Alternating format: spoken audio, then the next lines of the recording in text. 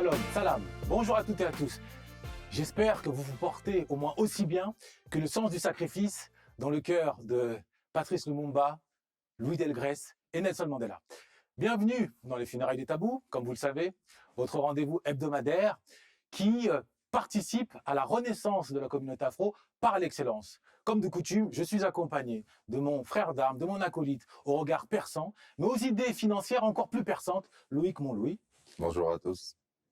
Et aujourd'hui, nous allons mettre sur la table, mettre un tabou, et non des moindres, celui autour de la figure du héros.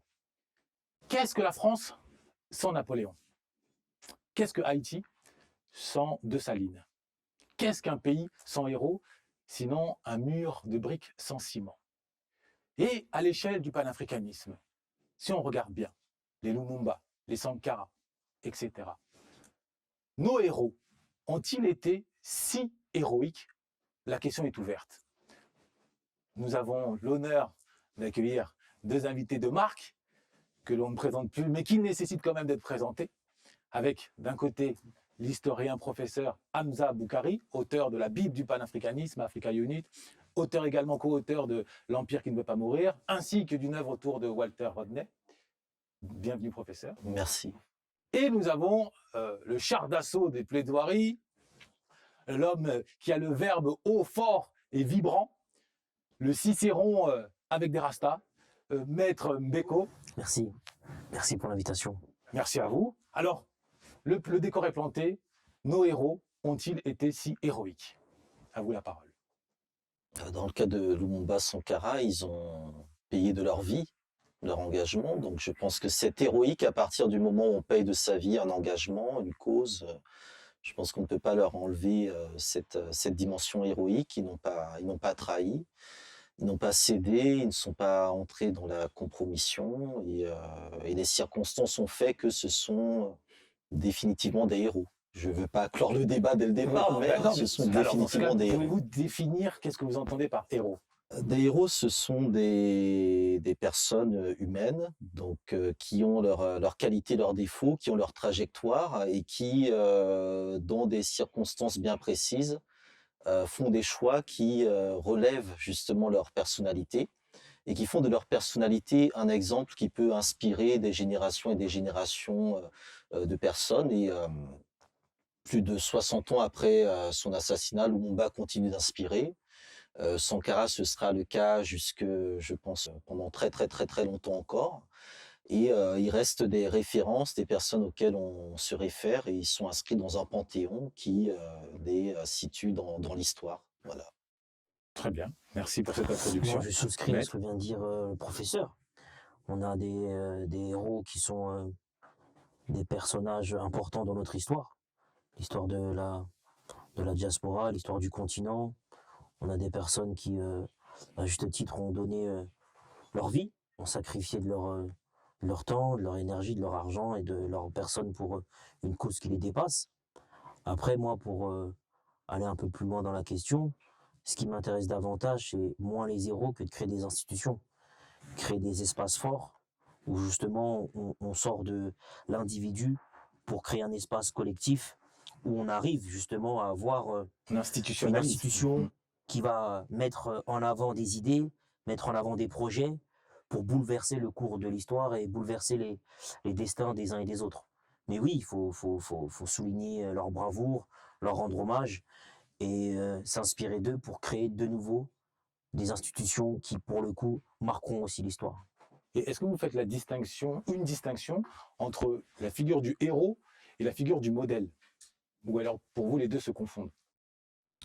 Les deux ne se confondent pas. Le héros, c'est, je dirais, quelqu'un qui a une valeur historique sans doute plus forte parce qu'il a marqué l'histoire de quelque chose. Donc, dans le cas de Lumumba, c'est notamment le discours de l'indépendance, improvisé, comme on dit, qui en fait un héros de l'indépendance africaine. Et le modèle, ce serait plutôt, je dirais, le modèle, c'est plutôt la personne qui par abnégation, qui par travail, qui par effort est arrivé, je dirais, ou par talent, ou par voilà, est arrivé à incarner quelque chose qui peut ensuite faire école. Donc je pense que le modèle fait école et le héros inspire. Voilà. Donc, On est d'accord. Moi, je dirais que le héros, il a une dimension historique. C'est-à-dire qu'il va sortir du cadre familial pour être une source d'inspiration au-delà du clan, au-delà des continents et au-delà des groupes ethniques.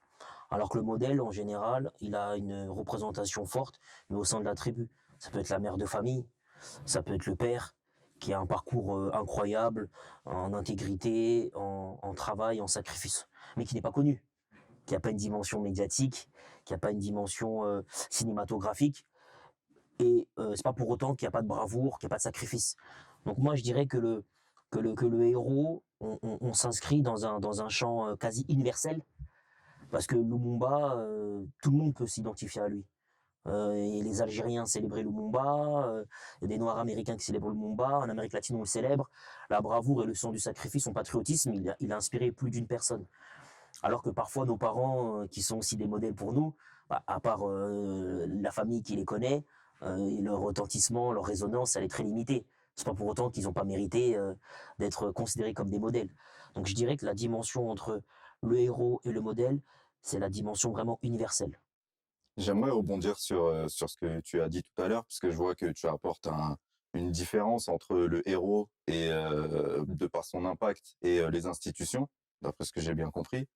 Du coup, j'aimerais te demander, est-ce que des grosses institutions, ou j'aimerais vous demander, est-ce que des grosses institutions peuvent exister sans ces héros qui ont eu un impact dans le passé, justement?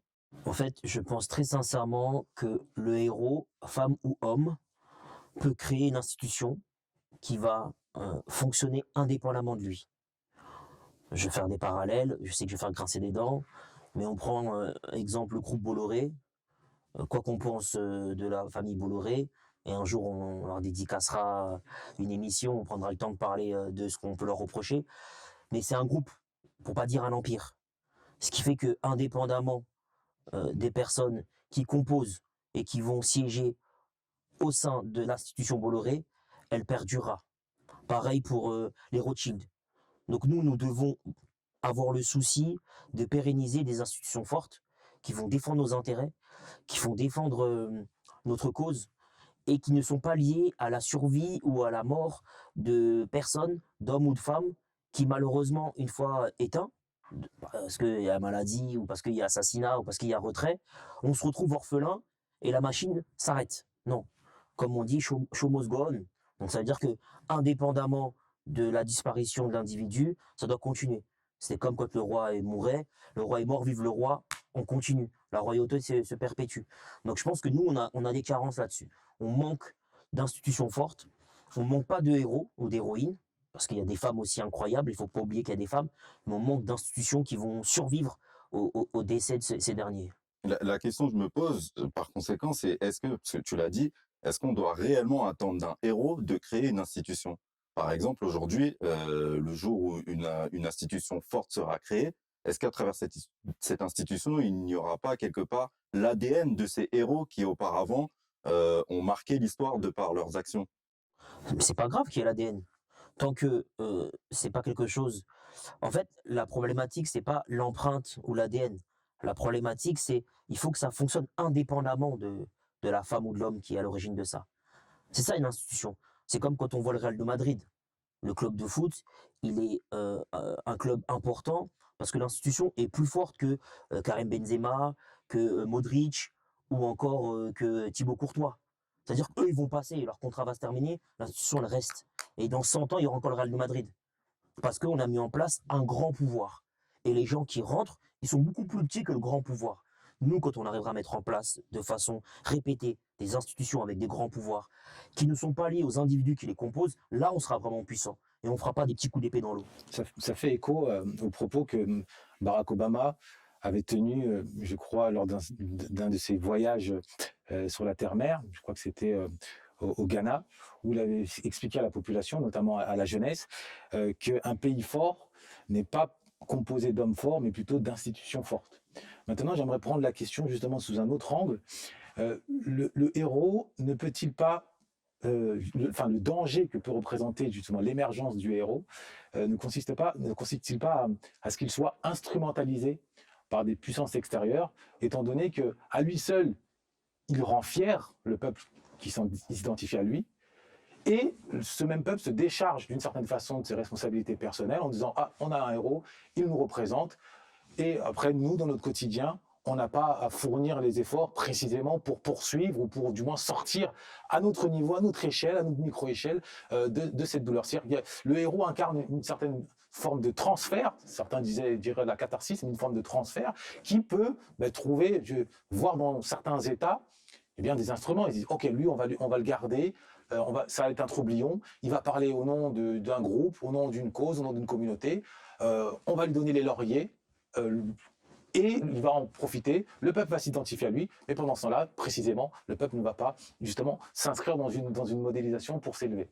Donc est-ce qu'il n'y a pas cet effet pervers du héros, d'où la question initiale, le héros sont-ils Ça, je pense que vous avez fait la description des faux héros, c'est-à-dire des héros fabriqués, qui sont plutôt des porte-paroles autoproclamés ou trouvés, ou des leaders entre guillemets. Donc je pense que c'est nos dimensions, parce que généralement la dimension de héros, alors je dis pas qu'il faut être mort pour être un héros, mais force est de constater qu'on a plutôt un panthéon de figures d'un autre temps qui sont toujours invoquées aujourd'hui par des personnes vivantes. C'est-à-dire que Sankara, Lumumba, Nkrumah, c'est des noms qui sont scandés jour et nuit par la jeunesse africaine qui en recherche du héros, et qui peut effectivement être amené à se tourner vers des dirigeants effectivement en place ou vers des leaders qui sont visibles, qui chercheraient ou qui prouveraient d'une certaine manière cette étiquette de héros. Mais je pense encore une fois que bon, déjà ce sont les peuples qui se libèrent, ce ne sont pas les héros qui libèrent leur peuple, et c'est l'histoire qui produit des héros. L'histoire du Congo a produit beaucoup de héros, et ces héros n'ont pas produit effectivement d'institutions en tant que telles. Donc je pense qu'il faut vraiment remettre les choses dans leur Héros, ordre et faux leur héros. contexte. Héros, faux héros, et héros produit d'une histoire, produit de circonstances bien précises, parce que c'est dans des circonstances bien précises qu'on devient un héros. Sékou Touré, au départ, était avec Houphouët-Boigny.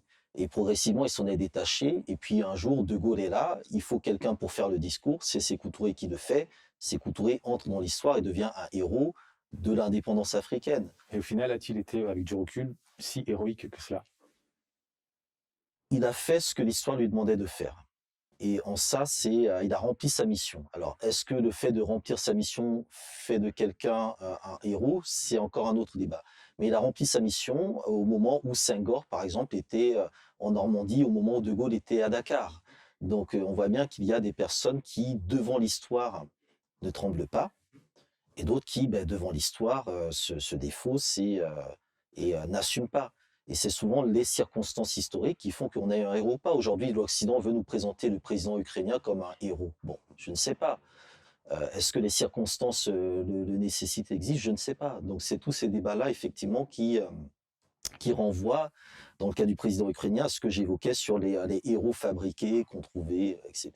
Dont on a besoin à un moment précis pour répondre aux exigences d'un certain agenda. Tout à fait. D'accord. Et vous, Maître, quel est votre regard justement sur l'effet pervers des héros avec justement cette instrumentalisation du faux héros, ou parfois même un héros un jour, mais qui le lendemain, hélas... Un héros déchu. Voilà, un héros déchu. Moi, je pense qu'il faut se méfier des héros. Parce qu'il faut se méfier d'une visibilité qui peut être un cadeau empoisonné. Et justement, la création d'institutions, c'est un garde-fou. Ça nous protège. Ça fait la distinction entre la vie privée et la vie publique. Et nous souffrons, au sein de la communauté, d'un nombre beaucoup trop faible d'institutions suffisamment fortes pour faire valoir nos combats, le panafricanisme, nos ambitions sur le terrain économique, sur le terrain social ou sur le terrain purement éducatif. Quand on a des institutions, en général, elles sont occidentales. Elles ont un pouvoir assez incroyable, notamment je pense à des ONG, je pense à un mec comme Soros, pour ne pas le nommer. Je trouve qu'il n'y a pas assez d'espace pour des institutions qui nous ressemblent. Après, il y a le frère Kémy Séba, on va saluer l'intéressé, lui rendre hommage, puisque avec Urgence panafricaniste, il faut un travail de terrain qu'il faut saluer. quoi qu'on pense de lui, puisqu'il est très décrié et qu'il a pas mal de personnes qui le vomissent. Mais au-delà des guerres d'ego, je pense qu'il en faudrait beaucoup. Des institutions comme Urgence panafricaniste. Il faudrait davantage de création d'espaces où on interagit avec des objectifs précis, que ce soit sur l'économie, que ce soit sur la santé, que ce soit sur l'éducatif, qu'on intervienne avec des projets sur 5 ans, 10 ans, 15 ans, qu'on planifie, Qu'on a un agenda. qu'on ait un agenda, qu'on ait le souci de la longue durée et qu'on travaille en bonne intelligence avec les compétences des frères et des sœurs et qu'on sorte peu à peu du culte de la personne et qu'on sorte peu à peu de cette volonté qu'ont tendance à avoir les Africains de chercher une figure tutélaire. Moi, je n'aime pas ça. Je n'aime pas ça parce que Figure du c'est pas Messie. comme ça qu'on se prend en main. C'est les peuples qui s'organisent. C'est la société civile qui se structure. Et il faut que les intellectuels, les hommes et les femmes qui ont le pouvoir financier, qui ont le pouvoir de la matière grise, structurent les espaces pour permettre justement au destin des peuples de se hisser. Je pense que le destin d'un peuple se hisse parce que on lui a donné l'espace nécessaire de façon à ce qu'il puisse éclore. Et nous manquons, et je le dis, de ressources institutionnelles favorables à ce genre d'émancipation. En d'autres termes, tout ne peut pas dépendre que d'un seul. Non, c'est très dangereux. Très, très, très dangereux. Très, très dangereux. Et c'est pas comprendre comment la mécanique de l'histoire fonctionne. C'est-à-dire que quand on voit des grosses institutions qui font la pluie et le beau temps sur nos continents, tu prends le FMI n'a pas 5 jours d'existence. La Banque mondiale, pareil. L'ONU, qui pour moi est une mascarade absolue, anciennement SDN, Société des Nations, n'a pas non plus 5 jours. C'est des institutions qui sont là depuis un moment, qui ont leurs ambassadeurs, qui ont leurs représentants, ils ont leur agenda. Ils planifient des choses qui en général desservent les intérêts africains parce qu'ils servent d'abord leur agenda qui leur est propre. Donc nous, si en face de ça, on n'a pas des équivalents en termes d'institutions pour créer un rapport de force et défendre notre vision, on se fera manger.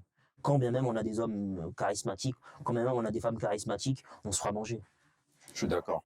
Quels seraient pour vous les 3 héros qui vous inspirent et ajoutez à cela les 3 modèles qui également trouvent satisfaction, trouvent grâce à vos yeux? Moi, j'ai une conception collective du héros. Donc, si je devais prendre 3 héros, ce serait en fait 3 partis politiques qui me semblent fondamentaux. Le FLN algérien, l'UPC pour le Cameroun et l'ANC pour l'Afrique du Sud. C'est-à-dire que ce sont des Toute institutions. personnalisation. En fait, si on veut gagner la bataille, c'est ça qu'il faut. C'est-à-dire que le culte du héros, ça n'a aucun sens. Une organisation unipersonnelle, tout ça, ça n'a aucun sens.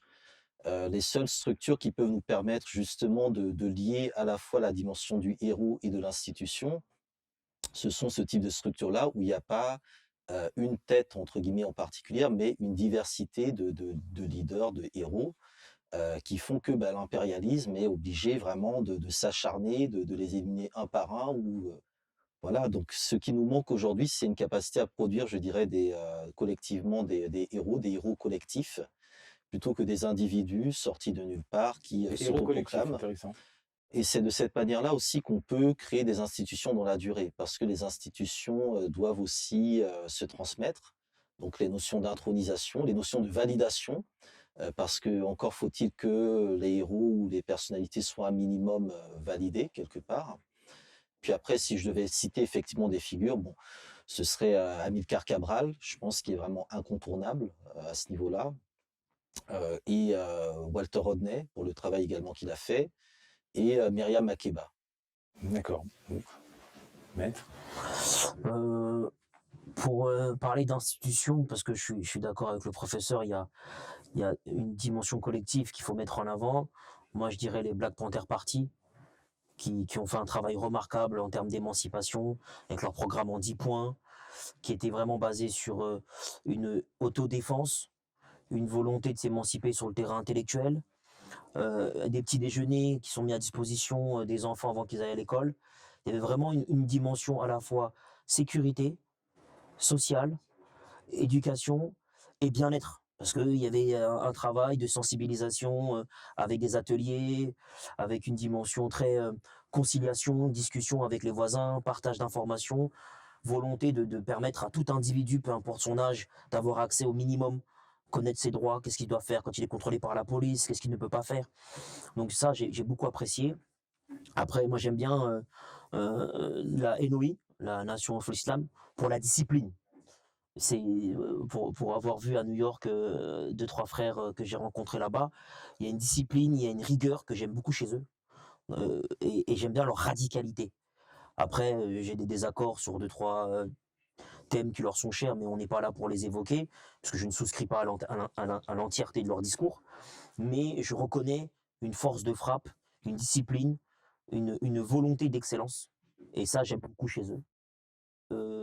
Troisième institution, je dirais l'ANC aussi, pour les raisons qui ont été évoquées par le professeur, parce qu'il y a eu un vrai travail sur la durée pour l'émancipation du peuple sud-africain. Bon, on a retenu Nelson Mandela, mais derrière, il y avait énormément de personnes. À l'époque, déjà, il y avait Steve Biko qui passe un peu à la trappe, mais Steve Biko, avec Conscience Noire, avait déjà commencé à mettre les premières pierres qui allaient être les balbutiements et la chute de l'apartheid. Donc, il faut prendre en considération tout ça. Après, au niveau des personnalités, moi, je vais mettre ma mère quand même, hein, parce que souvent, je parle des autres et je ne rends pas hommage. Ma mère, c'est mon père, elle nous a éduqués avec mes frères et sœurs seuls. Elle a fait un travail remarquable, et si aujourd'hui j'ai l'occasion de briller un peu partout, c'est parce qu'elle a bien voulu que je le fasse, en me donnant le soutien et l'amour inconditionnel dont j'avais besoin. Donc nos parents ou les anonymes qu'on croise, qui nous encouragent dans la rue, qui nous serrent la main, et qui nous lâchent un commentaire positif, tous ces modèles du quotidien qu'on croise, mais qui sont pas connus et qui sont pas reconnus, leur rendre hommage, parce que c'est la masse silencieuse, et ils font partie du spectacle aussi, hein. Donc ça, c'est important de le souligner et de leur adresser des salutations et un petit clin d'œil. Ils sont plus qu'acteurs, c'est clair. Je voudrais revenir sur la figure sur laquelle vous avez consacré beaucoup de votre énergie et qui me tient particulièrement à cœur, c'est celle de Walter Rodney. Est-ce que vous pouvez nous en toucher 2 mots quant à son action, quant à son impact, étant donné qu'il est relativement méconnu de la sphère, je parle sous votre contrôle, hein, de la sphère panafricaine. Okay. Walter. En quelques mots, c'est un historien originaire de Guyana, Amérique du Sud, qui étudie en Jamaïque et en Angleterre, qui fait une thèse sur la traite portugaise, donc qui est l'un des premiers historiens notamment à travailler sur les archives du Vatican, Société de Jésus, etc.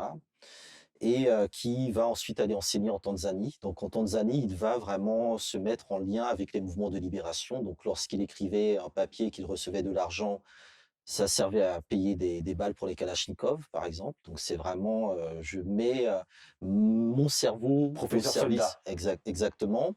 Il donnait des cours aux combattants de la libération dans le Maquis. Il a appris le Kiswahili pour écrire en Kiswahili et travailler directement avec le peuple. Et ensuite, en 68, il repart en Jamaïque et il est à l'origine de l'équivalent du mai 68 de la Jamaïque, puisque là-bas, il fréquente les Rastas, il est proche de la révolution cubaine, il a introduit la littérature du Black Power, et donc il va être expulsé de Jamaïque. Ça va être les plus grandes émeutes de l'histoire contemporaine de la Caraïbe, avec des répercussions à Montréal, à Toronto, à New York. La plupart des étudiants caribéens de Montréal, Toronto et New York vont être expulsés du Canada et des États-Unis à cause de lui. Et ils vont ramener la révolution du Black Power dans la Caraïbe, notamment à Trinidad et à la Grenade. Rodney ensuite repart en Tanzanie. Julius Nyerere l'appelle en lui disant « Si vous, en Jamaïque, vous n'en voulez pas, c'est un fils de l'Afrique et nous, on le récupère. » Et donc, il revient en Tanzanie. Il publie « How Europe Underdeveloped Africa », qui est l'ouvrage le plus important de l'histoire qui ait jamais été écrit sur l'Afrique, parce qu'il démontre précisément le mécanisme par lequel l'Europe a instauré un rapport de dépendance avec le continent africain, et va être l'un des premiers historiens à vraiment systématiser la question des réparations. Et donc à pointer cette question-là, et l'ouvrage va être le plus lu, le plus censuré, le plus discuté, le plus débattu de l'histoire. Je pense qu'avec Nation Nègre et Culture, c'est kiff-kiff, hein, et je pense qu'il est même au-dessus sur certains points. Il est beaucoup plus lisible. Voilà, et donc au bout de quelques années, il décide de quitter la Tanzanie, il refuse la naturalisation tanzanienne, il repart en Guyana, le pouvoir local le combat. Quelques mois avant son assassinat, il est invité par Mugabe à l'indépendance du Zimbabwe. Il est bloqué, mais il sort clandestinement pour aller rencontrer Mugabe.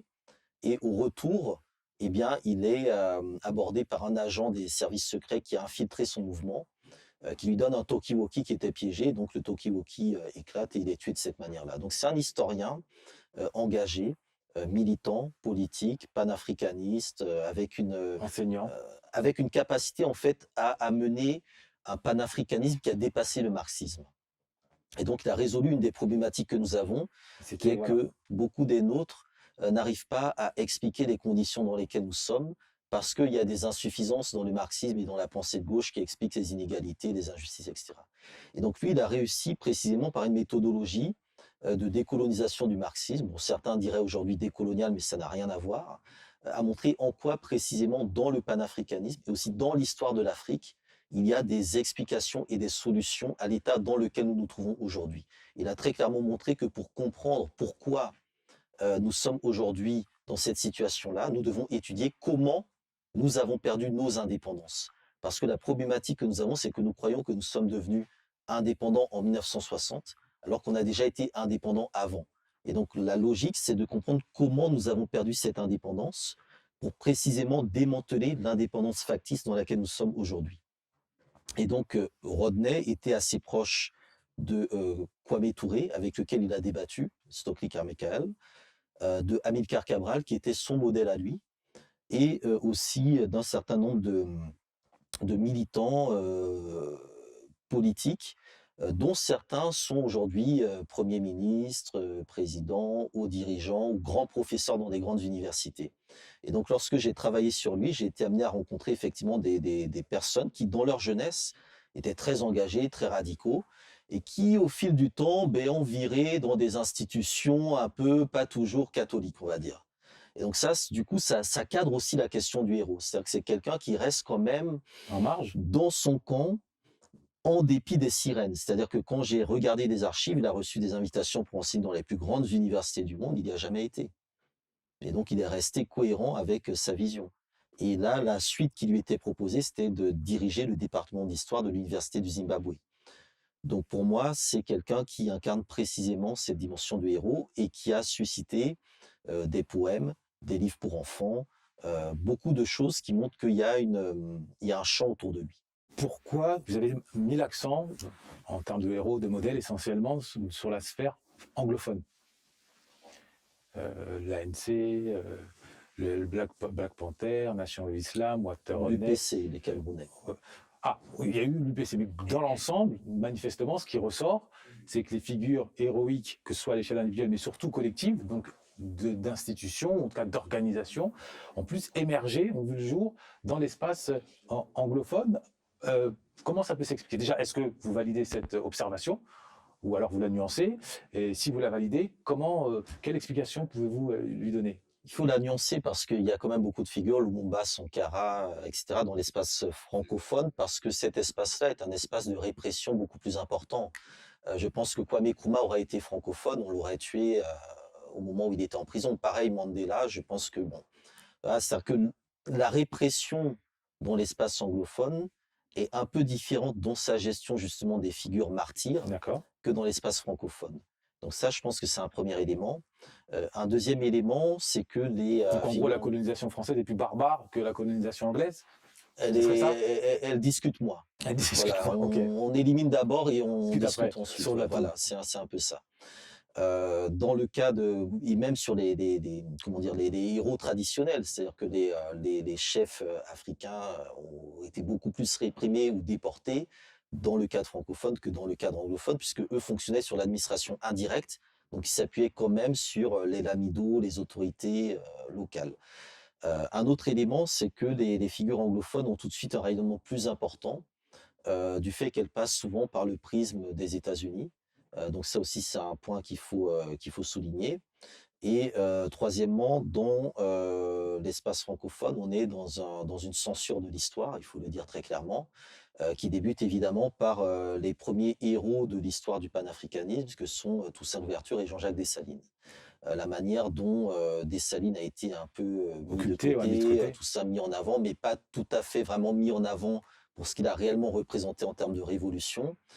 Donc on voit bien qu'on est dans une histoire qui veut éviter que nous ayons, en tant que francophones, un peu trop de modèles ou de héros de nature à, comment dire, contester l'ordre dans lequel nous sommes aujourd'hui soumis. D'accord? Vous voulez rajouter? Non, non, c'est vrai que sur le terrain francophone, il y a une cruauté qui est beaucoup plus forte. Après, il ne tient qu'à nous aujourd'hui, puisqu'on est l'héritier de cette époque, nous sommes les héritiers de ces monuments, de mettre en place des espaces, de créer des institutions. Les funérailles des tabous, c'est devenu une institution. Aujourd'hui, on a un espace médiatique où on peut prendre la parole sans être interrompu par des bêtises ou par des jeux de mots complètement stupides, puisque des espaces d'intelligence, il y en a de moins en moins.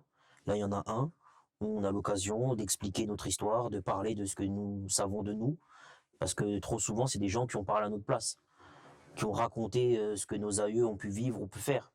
Et malheureusement, c'est jamais bien raconté. Il y a une censure et même parfois il y a même une transformation de ce que nos ancêtres étaient.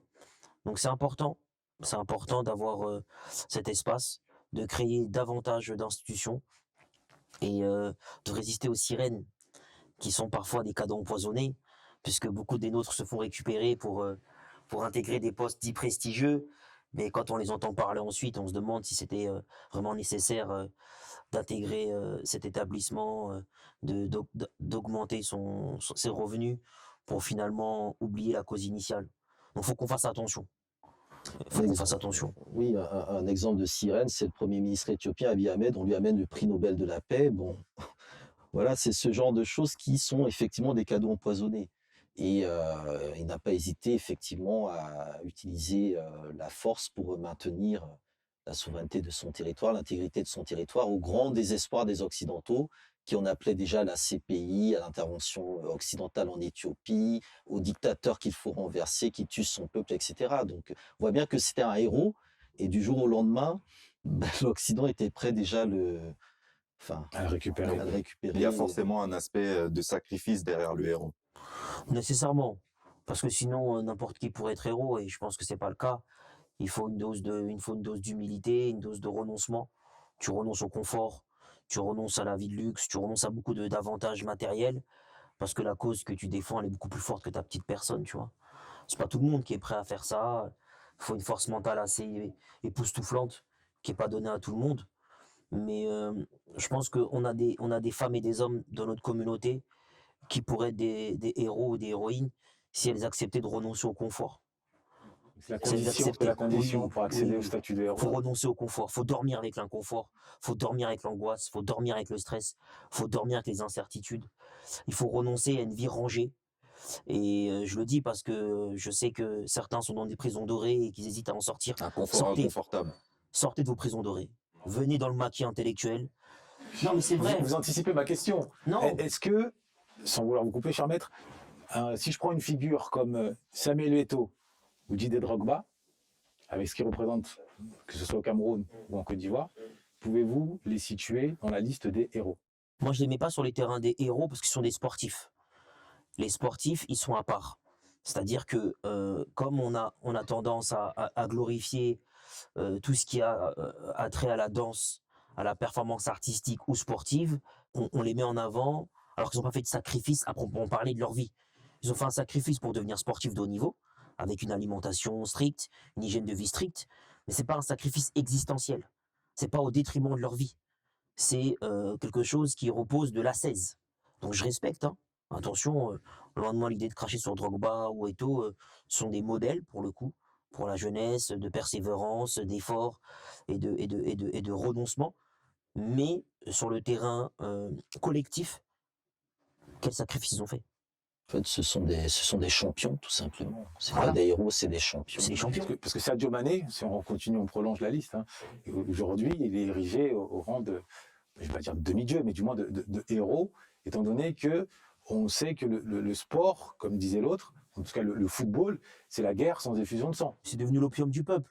C'est devenu un outil de manipulation, d'anesthésie. On anesthésie le peuple avec le football.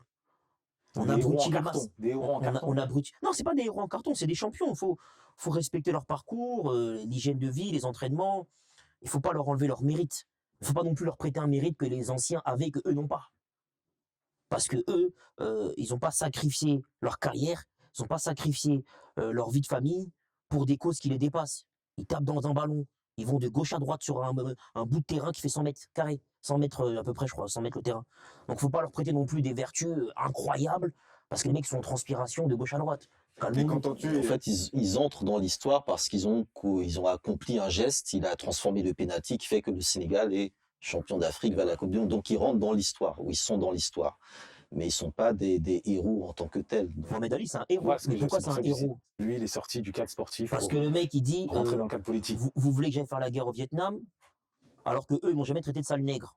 Par contre, vous, votre institution ne respecte pas ce que je suis et me traite de sale macaque. Donc, je n'irai pas verser mon sang pour vous. Hop, on te retire ta ceinture, on te retire tes avantages, tu te retrouves à faire la plonge dans un restaurant parce que tu galères. Là, tu es un héros. Parce que tu mets en péril ta carrière, ta vie de famille, pour une cause qui te dépasse. Mais les autres, ils ont mis quoi en péril, les autres? Et Les d'ailleurs, autres, ils ont- à ce sujet, Mohamed Ali, selon vous, il est devenu héroïque au moment où il a claqué la porte, il a tourné le dos aux institutions américaines, ou alors au moment où, à Kinshasa, il a fait tomber le colosse George Foreman. Il Non, est devenu champion quand au il a moment où il dit trouvé. non aux États-Unis d'Amérique. Il dit non, je n'irai pas verser mon sang pour votre cause. Votre cause n'est pas la mienne. C'est-à-dire qu'il ose tenir tête à l'oncle Sam. Là, il devient un héros. Parce que les gens se disent, c'est possible. C'est possible que nous ne servons pas de petits nègres. Voilà. Il fait plus le tirailleur, il n'y va pas. Là, c'est un bonhomme. Après, quand il va à Kinshasa, il récupère la stature de l'homme noir, de l'homme africain. Parce qu'il redonne le beau. Quand il arrive à Kinshasa, il est là, il apprend des mots en lingala, il veut valoriser son histoire, il parle avec la population, il fait ses entraînements avec les gens, il s'intéresse un peu à l'histoire locale, il veut redonner la dimension de l'homme noir, de l'homme beau, de l'homme fort. Donc il est dans une reconquête de son histoire, de ce qu'il est. Mais la dimension héroïque, c'est quand tu dis non au drapeau américain. J'y vais pas. Prenez-moi tout ce que vous voulez. Mon âme, mon histoire l'emporte sur le matériel. Là, t'es un héros. Et dans 200 ans, on parlera encore de lui. Samuel Eto'o parlera de lui dans 200 ans. Calmons-nous. Hein. Sauf si à la tête de la CAF, Non, il réalise des non, miracles. non, On ne sait non. pas ce que l'avenir Non, nous réserve. du temps Soyons devant lui. optimistes. Non. Soyons optimistes. Sans lui manquer de respect, dans 200 ans, il n'y aura pas de gamins qui porteront son t-shirt. Parce que, non, mais parce que je vais t'expliquer pourquoi. Pourquoi? Parce que quand tu vas faire sa biographie à Samuel Eto'o, à part des performances sportives, qu'est-ce qu'il aura fait d'extra sportif qui va permettre aux Camerounais ou aux Africains de se dire, lui, c'est un autre héros. On peut prendre le cas du premier ballon d'or africain, George Weah, qui est devenu président du Libéria. Bon, on ne sait pas effectivement ce que l'avenir nous réserve, mais effectivement, il y a des trajectoires qui peuvent s'écrire. Il y a des vies multiples, comme on dit. Donc, je pense qu'il faut toujours rester prudent. Mais bon, c'est vrai que on a des héros un peu particuliers, quoi, quand même. En tout cas, tu vas le challenger s'il tombe sur notre Mais qui émission. tombe sur l'émission, mais moi, je vois pas en quoi il prendrait des positions qui le mettront en porte-à-faux personnellement parce qu'il défend une cause qui le dépasse. Je vois pas en quoi. Mais c'est évident que bon, ce sera pas Myriam Makeba qui, toute jeune, arrive aux États-Unis, va parler aux Nations Unies pour demander l'embargo Bon, des à armes part- sur l'Afrique du Même Sud. si et des choses apparemment comme il n'est ça. pas resté totalement passif à la veille de la CAN organisée au Cameroun, où des rumeurs ont couru qui voulaient retirer, j'allais dire, la paternité de cette nouvelle CAN au Cameroun. Il aurait, à ce niveau-là, agi, Oui, fait une bah, fusion. il défend son bébé, quoi. Enfin, Oui, voilà. ça, il Il aurait pu. c'est- Non, voilà. à l'avenir, peut-être que ça Voilà, va. il va c'est prendre comme du si on poids. disait que Kylian Mbappé, parce qu'il veut pas aller Ah, voir les c'était- sponsors, il devient le nouveau héros, et il se tient tête au système. Bon. Et qu'est-ce que l'on entend exactement par une cause qui nous dépasse donc? Une cause qui nous dépasse, c'est un idéal pour soi et pour les descendants et pour nos contemporains. C'est-à-dire que on se dit que les choses comme elles sont actuellement, elles sont inadmissibles et je veux faire en sorte de travailler pour améliorer, au-delà de mon clan, les conditions de vie de ceux qui sont autour de moi et faire en sorte que mes descendants aient des conditions de vie à la hauteur de mes espérances. C'est ça une cause qui nous dépasse. Malheureusement, la plupart, dès qu'ils sont en poste, ils mettent bien leur famille, ils mettent bien leur clan et ils oublient le reste. Et ils viennent avec des discours creux, nous sortir des salades. Donc, il faut faire attention. Donc si on comprend bien, si on analyse attentivement la situation, l'héroïsme aujourd'hui à l'échelle panafricaine, il doit se centrer sur l'éducation, qui est l'angle mort pour l'heure de notre communauté. Entre autres. Le vrai héros aujourd'hui, hein, au vu de cette définition effectivement de la cause qui nous dépasse et qui doit servir à notre environnement au sens large ainsi qu'à notre héritage, doit se positionner sur l'éducation. Entre autres, mais quand on parle d'éducation, parce que si c'est En l'éducation, gros, ce que je voulais dire, si je dois résumer, hein, brûler le franc CFA, ça peut être nécessaire au point de vue symbolique, mais il faut surtout brûler les livres Nathan, les livres scolaires, pour les remplacer par d'autres. oui, parce que en fait, aujourd'hui, le système scolaire en Afrique, après il y a quelques exceptions, parce qu'il faut qu'on nuance, le système scolaire en Afrique enseigne à l'homme noir comment être un blanc. C'est pour ça que je parlais C'est-à-dire du vrai qu'aujourd'hui, héroïsme, c'est le briser système, ce complexe. oui, le système scolaire nous enseigne comment être des blancs, alors que nous ne sommes pas des blancs, nous ne serons jamais des blancs. Donc il faut reconstruire un système scolaire qui valorise notre africanité, sans pour autant être en confrontation avec l'Occident. C'est pas Oui, dans un l'objectif. universel, on est On est d'accord. dans un universel, Ouais. mais nous avons notre propre paradigme, notre rapport à la danse, notre rapport aux femmes, notre rapport au temps, notre rapport à la spiritualité. Nous avons notre propre agenda culturel. Et nous devons l'imposer au sein des institutions scolaires pour que les gamins grandissent avec nos us et coutumes. Scolaire pas- en France, par exemple? Non, non, pas en France. D'accord. Non. Vraiment en Afrique. En Afrique, moi je parle pas de la France. Je parle de l'Afrique. C'est pas normal que sur le continent africain, on ait un programme scolaire qui soit calqué sur celui de la France. C'est inadmissible, c'est honteux. Donc cet héroïsme-là, il nous tend les bras. C'est celui de Sankara et de Lumumba qui écrivait dans sa dernière lettre qu'un jour l'histoire ne s'écrira plus depuis Bruxelles, Paris, Londres ou Washington, elle s'écrira depuis le Congo, depuis l'Afrique. Et effectivement, c'est le rôle héroïque des enseignants, des médecins qui soignent sans médicaments en Afrique, de tous ceux qui font vraiment ce travail-là pour maintenir la force vitale du continent africain. Et ça, je pense que c'est là qu'il est réellement l'héroïsme, plutôt que dans dans